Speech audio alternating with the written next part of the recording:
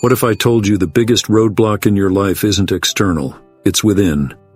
That voice comparing, doubting, and criticizing? It's your ego. And today, we're uncovering its sneaky tricks so you can take back control. Imagine you're at a party. Someone starts bragging about their achievements, subtly belittling others. That's not confidence. It's the ego's thirst for validation by tearing others down. Now think about a heated argument. Ever noticed how quickly you get defensive, taking everything personally? That's your ego protecting its fragile sense of identity, even at the cost of escalating conflict. And scrolling through social media. Have you ever felt envy creep in as you see someone else's perfect life? The ego thrives on comparison, whispering, "You're not enough." The ego's tricks aren't rare, they're constant, shaping how we react to the world around us. Picture this. You're driving, and someone cuts you off. Suddenly your blood boils and road rage takes over. That's the ego creating a false sense of threat to justify your reaction. Or, remember that time you were offered a promotion but hesitated. Your mind filled with doubts like, what if I fail? What if I'm not ready? That's the ego holding you back with fear of inadequacy.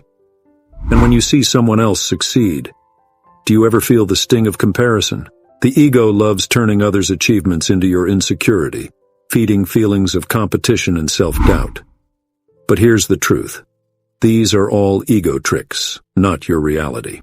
Imagine if a friend constantly criticized you, compared you to others, and questioned your worth. Would you accept that? Of course not.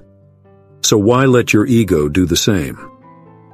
Now think of a moment when you felt hurt or disappointed. Did that moment define you, or did you define it? Letting go of past emotional burdens is key to silencing the ego's narrative. And remember a time you were proud of yourself. That wasn't the ego. It was your authentic self shining through.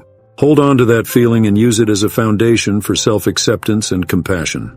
Picture someone obsessed with control, planning every detail, seeking external approval, never feeling satisfied. That's the ego's endless cycle. But what if you surrendered control? Imagine a painter, free-flowing with every brushstroke, creating from intuition rather than rigid planning. This is what life feels like when you stop letting the ego dictate your path. Or recall a time when you lost track of time in the joy of an activity. That's not the ego at work. That's you, fully present, experiencing the freedom that comes with letting go. True fulfillment comes from releasing the ego's grip and embracing the present moment with curiosity and openness, living beyond the ego.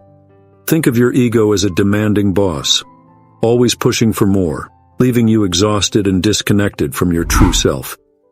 Now imagine stepping away, listening to your inner voice, the one that knows your passions, your dreams, your authentic purpose. Visualize yourself as a seed, growing towards the light of authenticity. Each step in your self-discovery is nourishment for that growth. Finally, think of life as a tapestry woven with human connection. Deep, meaningful relationships are built not through competition but through shared vulnerability, empathy, and genuine laughter. When you live beyond the ego, you don't just exist. You thrive. Your ego is a master of tricks, but awareness is your superpower. Now that you can spot its games, what will you choose, reaction or reflection? Remember, the more you let go, the more you grow.